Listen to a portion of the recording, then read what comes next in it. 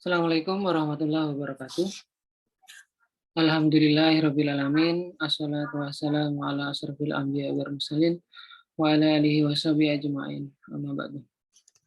Ya, terima kasih sebelumnya. Pada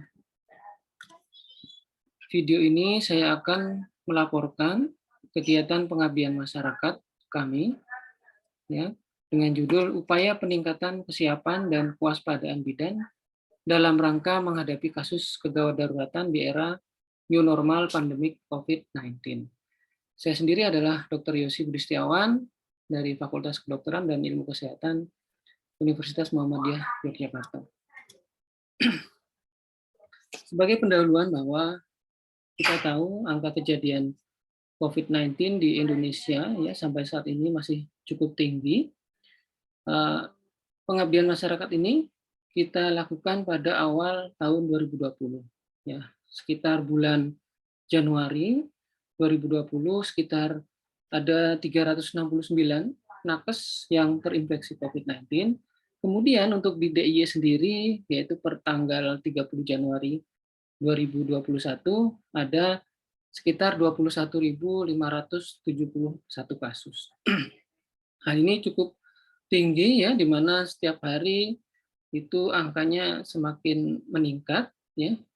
Nah, kemudian dari POGI itu sendiri yaitu Persatuan Dokter Obgyn dan Ginekologi Indonesia memberi rekomendasi bahwa golongan ibu hamil memiliki risiko lebih rentan terinfeksi COVID-19 dibandingkan dengan wanita yang tidak hamil. Nah, selain itu juga ternyata pada wanita hamil ini apabila terinfeksi oleh COVID-19 maka memiliki dampak yang cukup signifikan, artinya perburukan yang lebih jauh ya dibanding dengan wanita yang tidak hamil ataupun dengan pasien yang normal lainnya. Kemudian juga data dari Satgas COVID-19 bahwa sebanyak 4,8%, yaitu sekitar 12.140 kasus itu terjadi pada ibu hamil. Dengan demikian adalah sekitar 50% ya lebih yang terjadi kasus tersebut yang terinfeksi adalah ibu hamil.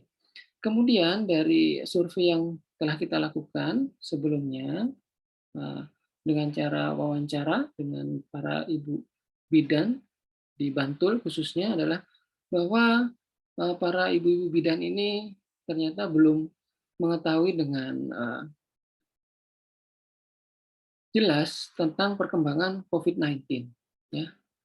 Nah, jadi tidak sepenuhnya beliau-beliau ini memahami dengan baik gitu ya tentang pengaruhnya COVID-19 terhadap kehamilan, kemudian penanganan kegawat daruratan itu sendiri yang terkait dengan penanganan jalan nafas, kemudian juga peran vaksinasi dalam rangka untuk meningkatkan imun sehingga memperkecil angka terpapar oleh COVID-19.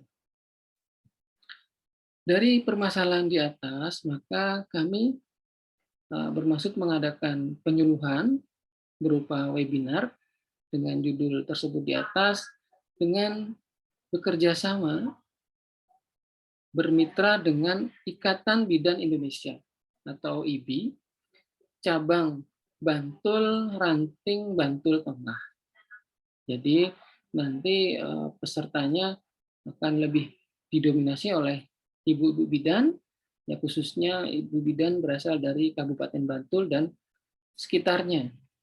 Kemudian metode pelaksanaan penyuluhan itu sendiri kita laksanakan secara online atau webinar oleh karena memang keterbatasan kondisi atau situasi yang belum memungkinkan untuk dilaksanakan dengan cara offline. Yaitu kita laksanakan pada tanggal 13 Maret 2021 yaitu pukul 9 sampai pukul 13. Ini memiliki durasi waktu kita sekitar 4 jam dengan menyajikan dua narasumber yaitu spesialis paru dan juga dokter spesialis obgyn, di mana spesialis paru nanti akan menjelaskan secara detail tentang patofisiologi COVID-19, kemudian gejala-gejala klinis, serta bagaimana penanganan secara komprehensif. Kemudian dari spesialis obgyn akan menjelaskan tentang patofisiologi pasien COVID-19 dalam kehamilan seperti itu. Dan ternyata dari kegiatan Pengmas kami ini mendapatkan antusias yang cukup tinggi, oleh karena peserta yang bergabung pada saat itu mencapai sekitar 333 peserta. Ya, cukup banyak, alhamdulillah. Nah, kemudian sebelum melaksanakan webinar, kami adakan pretest ya, berupa kuesioner. Kemudian di akhir acara kita juga mengadakan post-test. Hal ini untuk melakukan evaluasi ya, bagaimana resapan atau pemahaman dari peserta dalam milenial ibu bidan. Kita tahu bahwa ibu bidan ini adalah sebagai garda terdepan, ya, tenaga kesehatan yang bertugas garda terdepan menangani pasien secara langsung, ya, baik pasien-pasien persalinan ataupun kontrol kehamilan. Yang sangat mungkin pasien-pasien dengan banyaknya kasus yang saat ini berkembang itu terpapar, ya, bisa menunjukkan gejala ataupun tanpa gejala. Kemudian kita dapatkan output atau hasil. Yang pertama adalah sebaran usia peserta pengabdian masyarakat ini. Kita bisa lihat dari tabel ini bahwa pesertanya ternyata paling banyak adalah berusia antara 30 sampai 40 tahun. Artinya betul-betul masa-masa yang sangat produktif dalam memberikan pelayanan kesehatan berupa persalinan, pertolongan persalinan, dan kontrol pada ibu hamil. Kemudian yang kedua, dari hasil pretest dan post-test yang kita berikan, yang kita laksanakan, hasil rata pretest di awal itu sebesar kurang lebih 25,4%. Kemudian setelah kita lakukan penyuluhan, kemudian di akhir acara kita lakukan post-test, itu ratanya 27,1%. Demikian ada peningkatan, ya, dengan demikian ada peningkatan yang cukup lumayan ya untuk pemahaman ibu-ibu bidan ini terhadap patofisiologi, kemudian pemahaman gejala klinik, komplikasi, dan juga penanganannya sebesar 1,7%. Nah, dengan demikian kita bisa mengambil kesimpulan bahwa adanya kegiatan penyuluhan pengabdian masyarakat ini yang targetnya atau objeknya adalah para ibu bidan, maka ada suatu peningkatan pemahaman ya, dan juga pengetahuan peserta webinar ya, tentang patofisiologi COVID-19, gejala atau tanda-tanda klinis, serta komplikasi, bagaimana melakukan penata laksanaan pasien-pasien hamil dengan COVID-19.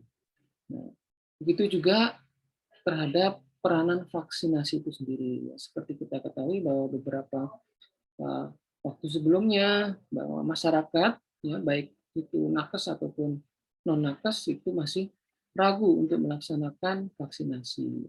Dengan adanya penyuluhan ini, maka harapannya baik nakes ataupun non-nakes menjadi lebih yakin untuk melaksanakan vaksinasi dalam rangka untuk meningkatkan imunitas, kemudian mencegah terpaparnya, terinfeksinya COVID-19. Demikian apa yang bisa saya sampaikan dalam laporan pengabdian masyarakat kami. Semoga pengabdian masyarakat ini bermanfaat, dan tentunya kita berharap dapat kita laksanakan kembali, kita kembangkan lagi dengan materi-materi yang lebih luas. Terima kasih. Saya akhiri. Assalamualaikum warahmatullahi wabarakatuh.